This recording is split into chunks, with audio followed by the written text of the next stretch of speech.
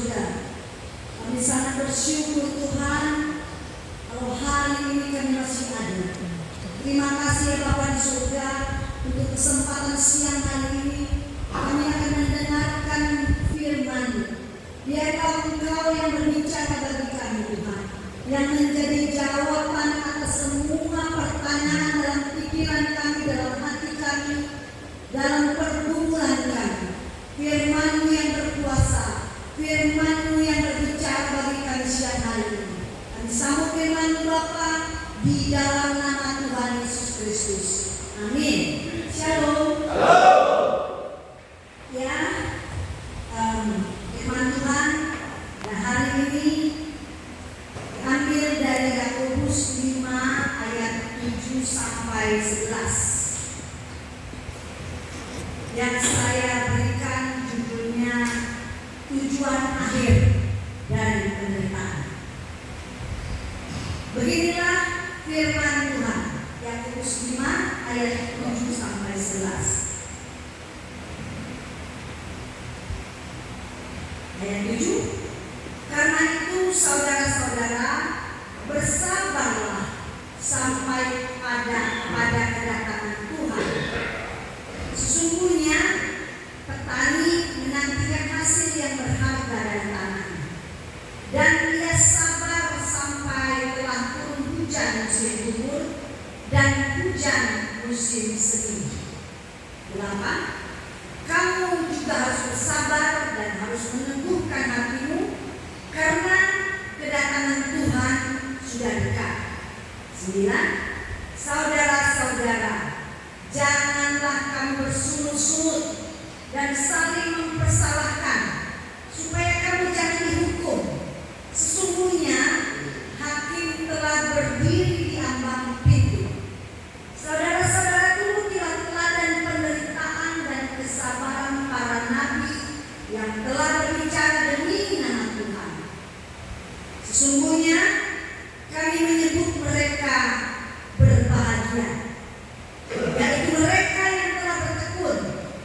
Kamu telah mendengar ketekunan Ayub, dan kamu telah tahu apa yang pada akhirnya disediakan Tuhan baginya, karena Tuhan Maha Penyayang dan penuh belas kasihan.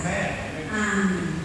Saudara yang dikasihi Tuhan, Yakobus menasihatkan kepada orang-orang yang ditujukannya di ayat ini agar mereka bersabar dalam penderitaan yang mereka alami. Pertanyaannya, penderitaan apa yang mereka alami? Kita mundur sebentar ke Yakobus 5 ayat 1 sampai 6. Mengapa Yakobus memberitakan bahwa menasihatkan sabar?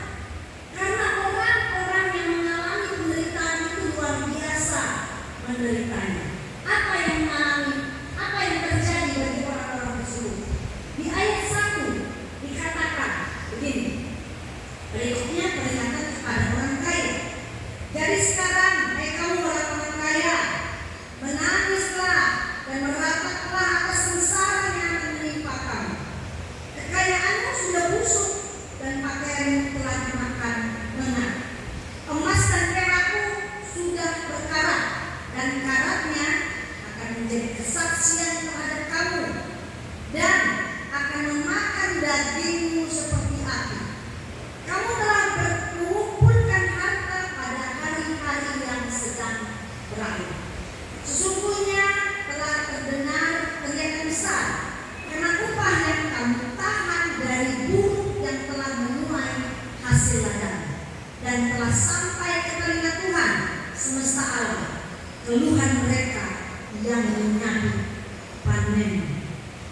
Dalam kemewahan kamu telah hidup dan berfoya-foya di bumi. Kamu telah memuaskan hatimu sama seperti pada hari penyembelihan. Baik, kamu telah menghukum, bahkan membunuh orang yang benar, dan ia tidak dapat melawan kamu.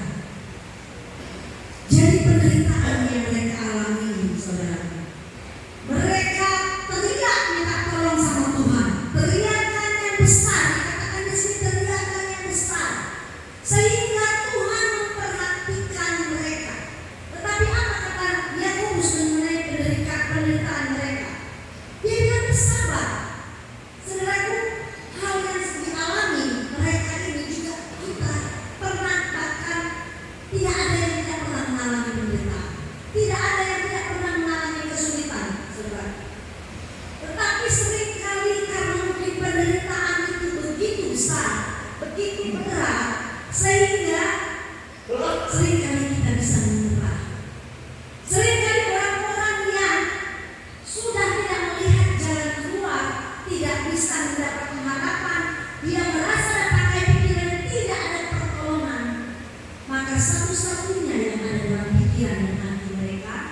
adalah menyerah.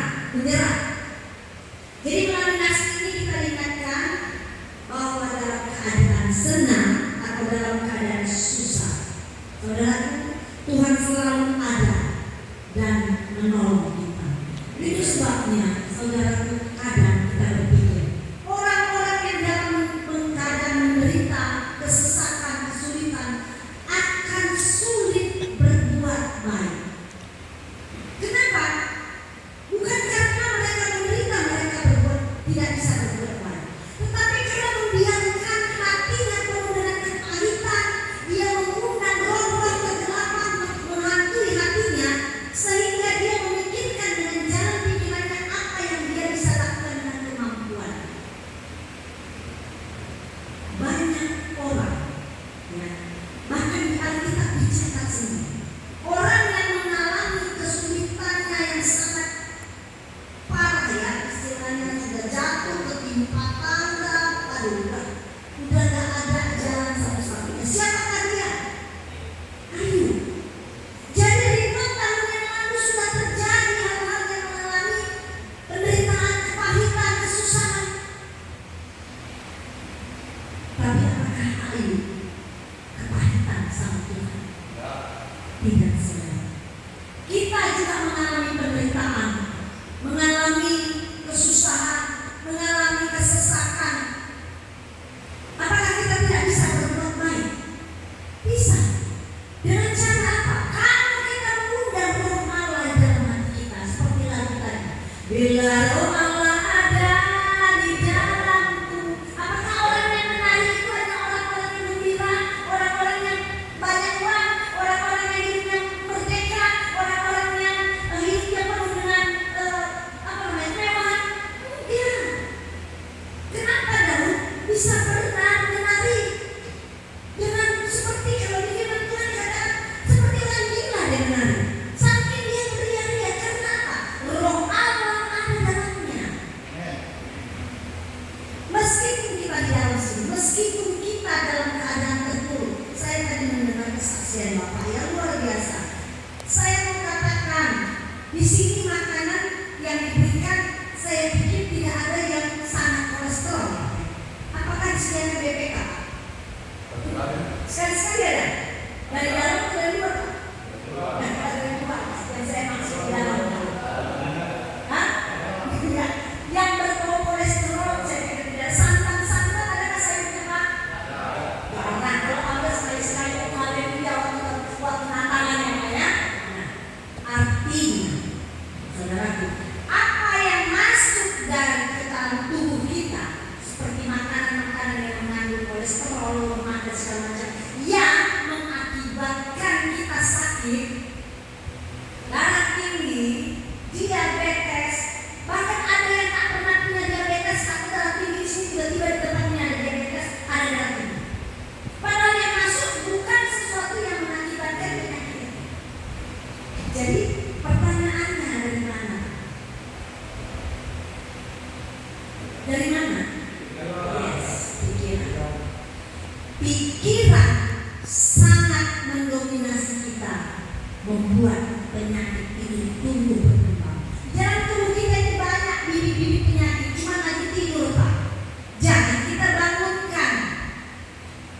Kalau kita bangunkan dengan membuat pikiran kita susah, stres, imun kita turun, maka dia bekerja, berkembang biak dan menjadi penyakit. Saudara yang dikasihi Tuhan, kita ini diciptakan dengan pikiran dan dengan otak kita, ya, nggak lebih dari 2 kilo. Kalau nggak salah 1,5 kilo, ya. Beda perempuan dengan laki-laki. Jadi kalau dengan otak yang ada dalam pikiran kita yang begitu kecilnya, Pak,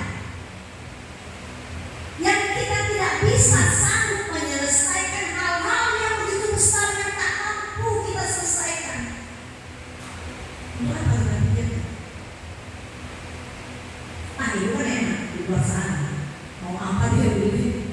Ibu ada yang kawan-kawan seperti itu. Saudara yang dikasihi Tuhan, sejak awal tahun ini saya banyak mengalami pergumulan,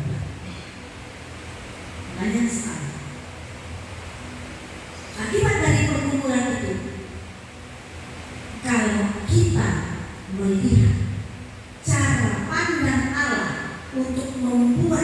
melihat mengapa kita mengalami penderitaan, mengapa kita mengalami masalah yang begitu berat. Kalau cara pandang Allah yang kita ikuti, kita nggak perlu sampai stres. Dia akan memberikan sesuatu yang baru karena Roh Allah kita undang dalam diri kita. Bila Roh Allah ada di dalamku, bukan hanya menari kita bisa, bukan menari seperti sedang menari, bukan hanya menari, engkau bahkan bisa melakukan yang kau punya kemampuan kecil akan berkembang menjadi besar. Kenapa saya katakan begitu? Saudaraku, di tahun ini saya pun tercengang-cengang. Kenapa? Saya punya talenta ya, dikasih Tuhan bisa masak ya. Masak bukan hanya masak sembarangan, tapi masak yang bisa dijual ya kan. Terus bisa menjahit bisa membuat sesuatu yang bisa menghasilkan uang dijual. Bisa apa lagi? Bisa ngajar, saya di kampus. Bisa apa lagi? Banyak. Yang saya bingung, saya main gitar manual pak seadanya. Yang penting saya mengerti nyanyi baik. Main keyboard ya seadanya. Tapi ketika tertekan, ketika menderita dengan keadaan yang saya pikir tak mampu saya selesaikan, apa yang Tuhan kasih? Mazmur 33, Tuhan berikan nyanyian baru. Artinya apa? Saya dikasih Tuhan lirik-lirik, nada-nada untuk menciptakan lagu-lagu baru, nyanyian baru. Saya tak mikir tuh, saya masa bisa. Tapi apa yang Tuhan kasih sudah harus saya seriusi. Karena lirik itu kadang-kadang begitu bangun, yang teringat kita manusia, yang teringat begitu bangun sadar, aduh masalah itu lagi. Masalah itu lagi. Tapi ketika masalah itu mendominasi pikiran saya, yang keluar berupa lirik lagu. Dan saya tuangkan Pak di YouTube. Kalau engkau melihat nanti semua lagu-lagu yang Tuhan kasih sama saya letakkan di situ. Lagu-lagu baru, namanya Rawiji Worship. Tuhan kasih sesuatu yang baru, itu luar biasa. Saya mau cerita, saya agak sepele ya, karena di tahun 2021 saya ada di Jakarta 6 bulan. Saya harus menyelesaikan persoalan Yerusalem saya, artinya internal keluarga saya di sana.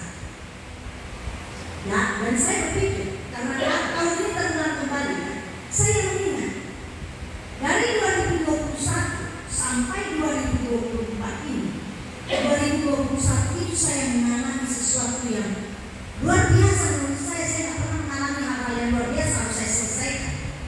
Tapi ketika kita melihat, ketika kita mudah, ketika kita berserah, Tuhan tak kuat tapi Tuhan kasih.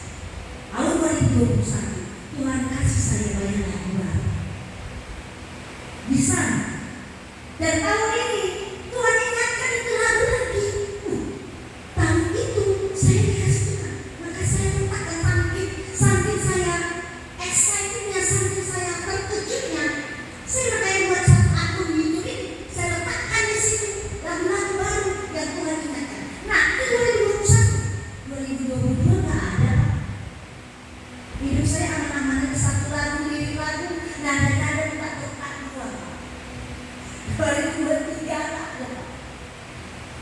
Jadi ya 2024 ini di awal Januari saya mengalami banyak tekanan, saya mengalami banyak kesedihan, saya mengalami banyak yang harus saya berperan. Majulah, mundur masih melayani nggak? Masalah yang besar dari melayani. Masalah kerja di mana? Ngapain melayani? Tapi saudara, kasih Tuhan. Kalau kita bertekun di dalam doa, firman tetap kita baca, maka Roh Allah menuntun kita untuk kita berjalan. 2024 Tuhan berikan lagu baru luar biasa. Jadi saya berpikir loh, masa sih setiap lagu baru keluar ada liriknya, ada nadanya, pas waktu tertekan, pas waktu penderitaan. Kalau gitu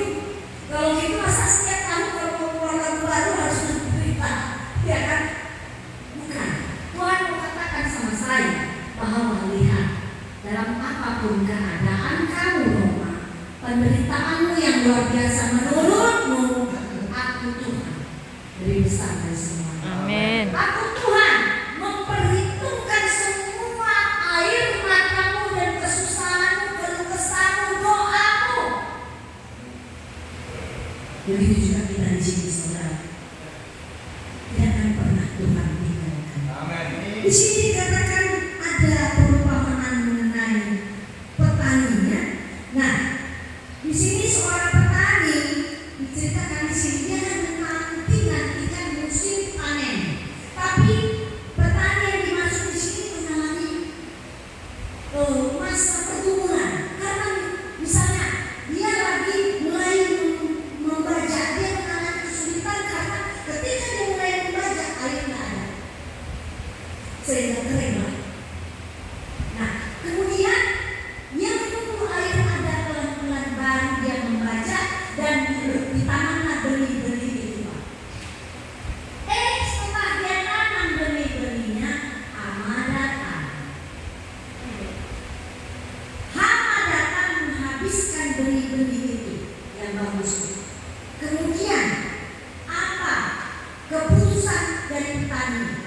Apakah dia mundur? Apakah dia akhirnya tidak ada air, hama kembali, dia sudah lepas sebagai bertanam-tanam. Kalau dia mengambil keputusan mundur, Pak, maka dia tidak akan makan, tidak akan ada panen yang akan dituai. Tapi petani ini bertekad dalam hati, terserahlah mau panen, mau hama, mau nggak ada air, aku tetap tekun melakukan pekerjaan itu, menanam. Meskipun sampai 3 kali dia menanam benih itu, tapi yang ketiga kali benih itu tumbuh subur. Dan dia tekun, dan akhirnya dia mengalami suasana di mana dia sukacita panen. Begitu juga kita. Dengan perumpamaan ini dikatakan, Pak, ada sesuatu yang akan membuat kau bahagia di depan sana. Ada tujuan akhir dari penderitaan yang kita alami hari ini. Saya yakin jangan pakai pikiran kita. Saudara, kita ada dalam bumi yang sebelah kasti. Sebelah kasti, Pak. Kemudian kita berhadapan dengan bulan matahari yang besar sekali, beribu-ribu kali lipat dari bumi tempat kita tinggal. Dan matahari yang besar adalah ciptaan Tuhan. Jadi apa yang kita lakukan? Dia yang menciptakan yang luar biasa. Satu daun tidak bisa kita ciptakan. Tidak akan bisa kita ciptakan satu daun. Tapi Tuhan sama. Oleh sebab itu firman ini mau Tuhan katakan bahwa tidak ada pencobaan yang tidak selesai. Tidak ada. Sama seperti Pengkhotbah 3 ayat 1 sampai 8. Nah, Pengkhotbah 3 ini membuat satu lirik yang menjadikan nada-nada seperti ini bunyinya. Untuk segalanya ada masanya. Lanjutan saya.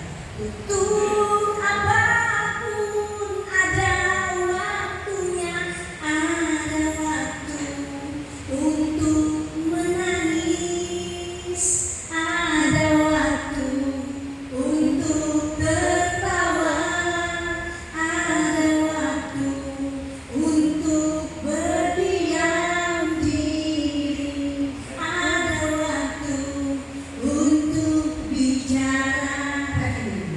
Bersyukur, bersyukur, bersyukur selalu. Tuhan pulihkan seluruh hidupku. Bersyukur, bersyukur, bersyukur selalu. Semua indah ada waktunya. Yes, Pengkhotbah 3 ayat 1 sampai 8. Saudaraku yang dikasihi Tuhan, kalau kita bergereja setiap hari mendengarkan firman Tuhan, siapapun yang datang kemana, jangan melupakan rutinitas Musa.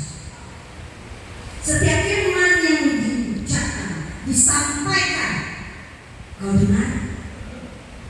menguatkan bahwa engkau dan aku tidak pernah sendirian. Mazmur 84 ayat 12 dikatakan, Ia Tuhan tidak menahan kebaikan dari orang yang hidupnya tidak bercerai. Jadi dalam pergumulan kita, dalam penderitaan kita, jangan lari kepada hal-hal yang gelap. Itu hanya sementara, Pak. Kalau stres hilangnya sebentar. Coba lihat orang-orang yang banyak Tuhan tidak ada di hati, mesti pakai celana atau baju yang koyak-koyak. Coba lihat, kalau roh Tuhan ada di hatinya, wajahnya berseri-seri. Meskipun rambutnya kriuk-kriuk, tidak ada sampo untuk cuci rambut keras. Meskipun dia tidak ada odol mencuci giginya, tapi giginya senyumnya kecil apa? Kinclong. Itu kalau roh Allah ada di dalamnya. Tahu coba kalau roh bukan roh Allah yang ada di dalamnya, roh bego. Meski kau pakai baju yang terkeren yang dikirim dari rumahmu, ngeri kali semua. Wajahmu auramu mengerikan, tajam. Orang yang suka dengar. Tapi kalau roh Allah ada pada, maka perhatikan, semua orang suka denganmu. Semua orang rindu akan engkau. Semua orang akan pengen kau hadir. Meski kau tak memberikan apa-apa kepada orang ini, tapi kalau roh Allah ada pada, kau senang, kau tahu Tuhan tidak pernah meninggalkanmu. Whatever will be, apapun yang terjadi Tuhan, terjadilah karena aku ciptaanmu milikmu. Hati dan pikiranmu Tuhan, dominasi Tuhan, terutama hanya untuk Tuhan. Meski aku mengalami pikiran-pikiran yang sangat membuat aku khawatir, cemas, takut, tapi Tuhan, Engkau yang terutama, Engkau yang ada di depan, dan aku tidak mau memikirkan hal-hal yang tidak bisa kubuatkan. Apakah dengan stres? Apakah kita dengan memikirkan khawatir yang berlebihan keadaan di depan rumah? Enggak. Makin sulit. Begitu saja. Kita akan selalu apa di tempat ini. Tapi Tuhan, katakan, aku tidak pernah meninggalkan engkau. Aku tidak akan pernah meninggalkan engkau. Dan pastikan, kalau roh Allah kau undang dalam hatimu, pastikan apa yang Tuhan tambahkan sama. Tadi saya sudah saksikan. Saya bukan seorang penciptaan, tapi kalau Tuhan yang sudah kasih, itu pasti ada di dalamnya, Pak. Enak, Pak. Dan Tuhan tidak pakai nada-nada yang susah untuk orang benar. Tuhan itu lain, saudara. Dan setiap pergumulan kita, Tuhan nantikan air mata kita. Kenapa? Kalau air mata kita sudah keluar, berarti ada perjalanan. Kan tak mungkin orang nangis kalau kamu nyerah. Kan tak mungkin. Benar-benar mata tetap keras, takkan pernah ada yang nangis. Nangis benar cek, Pak. Nangis bertanda bahwa Tuhan, aku tak sanggup lagi aku kemahan. Turun tangan ke Tuhan. Aku sudah angkat tangan. Bagaimana orang-orang di bawah dia lagi orang apa senjata anak-anak. Nah kita begitu banyak kelimpikan masalah. Tuhan, aku ini milikmu. Musim akan selalu berganti tangan. Hari ini kita masih ada, Pak. Bulan semalam kita katakan, tapi hari ini sudah memasuki akhir di pertengahan tahun. Apakah karena kau hebat? Apakah banyak vitamin yang kau makan? Enggak. Banyak orang di luar sana vitaminnya oke-oke, hidupnya senang. Selesai. Kita di sini belum selesai. Jadi saudara, melalui firman Tuhan, dia terus mengingatkan sabar dalam penderitaan. Pasti ada akhirnya, saudara. Kalau kata sabar, berarti kita sudah serahkan sama Tuhan. Tidak kita selesai dalam keadaan kita pikirkan bagaimana, nanti bagaimana, ini bagaimana. Capek kau pikirkan itu. Susah, nggak usah pikirkan. Boleh dipikirkan, tapi jangan mendominasi hati dan pikiran kita, sehingga kita tidak bisa tidur. Nah, hati-hati orang yang tidak bisa tidur, ya. Orang yang tidak bisa tidur, insomnia namanya, ya. Yang susah tidur, susah cuma pil tidur, itu karena pikirannya sangat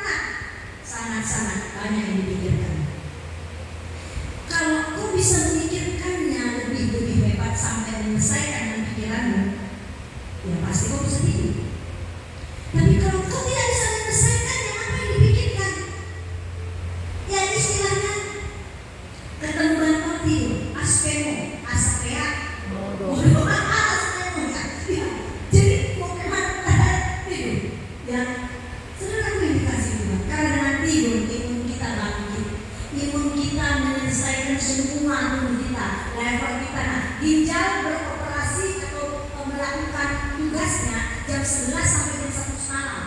Jadi jangan tidur jam 11 ya, supaya ginjal bagus. Jadi masing-masing ada fungsinya, ya. Saudara yang dikasih Tuhan. Jadi dalam penderitaan apa yang kita lakukan, yang pertama tetapkan diri Tuhan. Tiap hari datang ke gereja supaya apa? Tuhan, mujizat apa hari ini? Kesembuhan terjadi hari ini. Tuhan ucapkan. Hari ini menyelesaikan semua masalah-masalah keuangan keluarga Tuhan. Hari ini Tuhan, nantikan. Datang ke gereja bukan hanya sekali hari. Dalam lima sudah pulang. Enggak. Gereja ini Tuhan hadir di sini ketika kita bersama-sama berdoa. Bersiaplah. Tuhan akan mendengarkan sekali tidak kita ucapkan dari dulu. Kok biar Tuhan tahu di hatimu sekarang sedang menata. Tuhan pasti tahu. Saya buka tahu ini nyambung banget dengan lagunya dengan Tuhan hari ini ya. Nyambung banget dengan saksian hari ini. Memang saya tanya Tuhan, apa yang mau katakan untuk mereka? Masing-masing lapas beda pergumulannya saudara. Beda Tuhan kasih. Ya, jadi kalau hari ini mengenai kesabaran dalam penderitaan, saya yakin Tuhan sedang berbicara bagi kita semua ya. Jadi yang pertama nantikan Tuhan. Yang kedua seperti kata firman Tuhan tadi, jangan bersungguh-sungguh. Kalau kau bersungguh-sungguh, kedua ucapan-ucapan yang tidak baik. Makanya orang ada firman Tuhan dikatakan dalam Amsal, orang akan dikenyangkan oleh buah perkataannya. Buahnya apa? Buahnya baik maka baiklah yang kau terima. Buahnya kotor, kata-kata kotor, buahnya akan kotor. Ya, jadi ucapkan hari ini aku akan berbangga, pasti ada orang datang ucapkan. Kalau ada pun hari kapan besok, kalau besok bisa, ya kan? Nah yang ketiga, tunduk dalam hikmat. Dan kehendak Allah, jangan paksakan kehendak kita saudara. Karena kehendak kita bukan kehendak Tuhan. Maunya kita hari ini.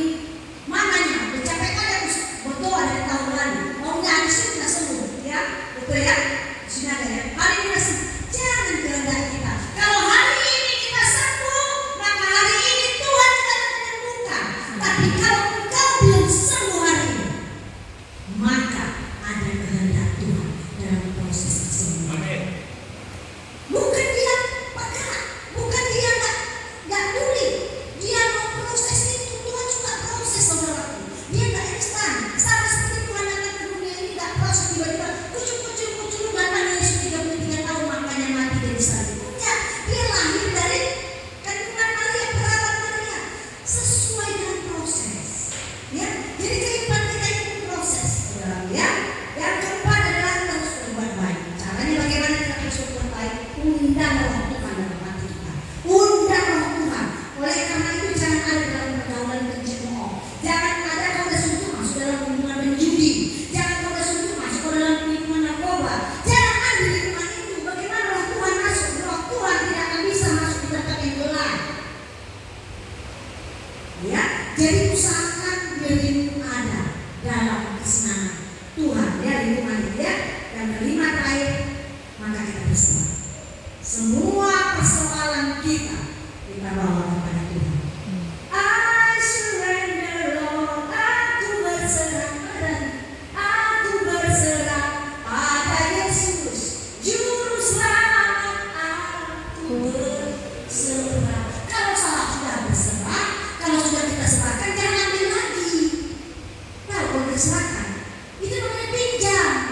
Kalau kau diserahkan sama Tuhan, jangan ambil lagi. Tuhan cuma memikirkan lagi. Jangan. Serahkan sama Tuhan. Terserah. Lomo-lomomu Tuhan. Ada semua lagu. Ya. Ate-atemu Tuhan. Ada. Jadi semua ada. Jalannya ya. Roman 8 ayat 28. Bahwa segala masalah dan penderitaan kita dipakai Tuhan untuk menggenapi rancangan.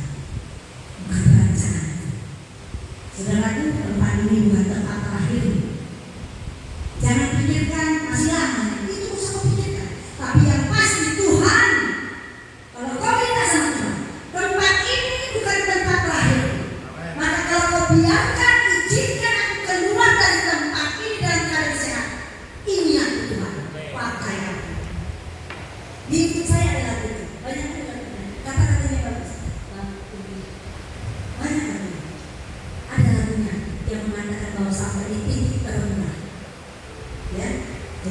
mau dengar, Rameki Worship silakan dengar ya. Jadi tugas kita adalah di dalam penderitaan kita, saudaraku, kita memuliakan Tuhan. Memuliakan Tuhan dengan cara apa? Jika kita mengalami penderitaan, orang akan melihat kita bertekun tetap di gereja, kita bertekun tetap kita membaca firman, kita tetap mendengarkan, kita tetap lurus jalan, kita tetap menyebarkan senyum. Maka dengan cara itu kau memuliakan Tuhan. Orang akan melihat, bahwa itu banyak ada masalahnya. Kok bisa di gereja terus ya? Kok bisa dia berdoa terus ya? Mana kok bisa dia menyanyi jadi band dan sing-singnya? Kok bisa dia main musiknya? Kok bisa dia bersaksi ya? Maka orang yang melihat cara dia langsung, kau akan membawa dia kepada Yesus Juru Selamat kita yang hidup. Amin. Tuhan Yesus memberkati. Kita berdoa. Sungguh Engkau baik Bapa, berkesudahan kasih setiamu selalu baru setiap hari. Besar setiamu Tuhan. Terima kasih. Lewat firman-Mu hari ini Tuhan, setiap kami Kau berikan jawaban atas semua persoalan-persoalan pergumulan kami. Mungkin kami tidak pandai menguraikan satu persatu dengan kata-kata pergumulan kami. Tapi Tuhan, Kau tahu yang ada di hati kami. Kau tahu segalanya Bapa. Dan biarlah kami Tuhan menyerahkan apa yang tak sanggup kami selesaikan hari ini. Kami serahkan padamu. Karena kami percaya Tuhan Maha Baik, Tuhan Maha Tahu, Tuhan pengasih lagi penyayang, dan kami tidak pernah Kau biarkan sendirian. Terima kasih Tuhan Yesus. Kau sangat baik, bahkan Engkau membuat hati kami menjadi lembut, sehingga firman-Mu ini Bapa menyenangkan jiwa kami. Tuhan Yesus, di tempat ini Bapa, hamba berdoa, ya Tuhan, buat anak-anak-Mu yang hadir pada hari ini, ya Yesus, Roh Kudus menolong dan menghibur kami. Bagi yang mengalami kelemahan fisik Tuhan, yang sakit sampai dengan hari ini, maka ada kuasa darah-Mu ya Tuhan, kuasa biru-biru Yesus yang menyentuh setiap mereka. Dalam nama Yesus, biarlah kesembuhan itu menjadi milik mereka. Karena Engkaulah Allah yang luar biasa. Engkau tidak pernah tanggung-tanggung Tuhan menjaga memeliharaan. Tidak satu pun anak-anak di tempat ini Tuhan yang dengan pikirannya terlalu khawatir dan cemas sehingga mereka putus asa dan menyerah Tuhan, bahkan tidak mempunyai semangat apapun karena merasa tidak berdaya. Oh Tuhan Yesus, bukankah Engkau yang mengirimkan Roh Kudus menjadi penolong dan penghibur bagi mereka? Tuhan Yesus, kami berseru padamu, biarlah Tuhan Yesus, Roh Kudus masuk ke dalam hati hidup mereka, menjamah dan menolong mereka. Terima kasih Tuhan. Hamba berdoa Tuhan, gereja ini, kuduskan gereja ini. Apapun kegiatan dalam gereja ini hanya untuk kemuliaan nama-Mu, dan setiap anak-anak-Mu yang terpanggil untuk melayani di sini. Maka Tuhan, Engkau menolong mereka, memberkati mereka, memberikan sukacita yang dahsyat bagi mereka, dan Roh Allah menyala-nyala dalam hati mereka. Terima kasih. Haleluya. Saudara terima kasih.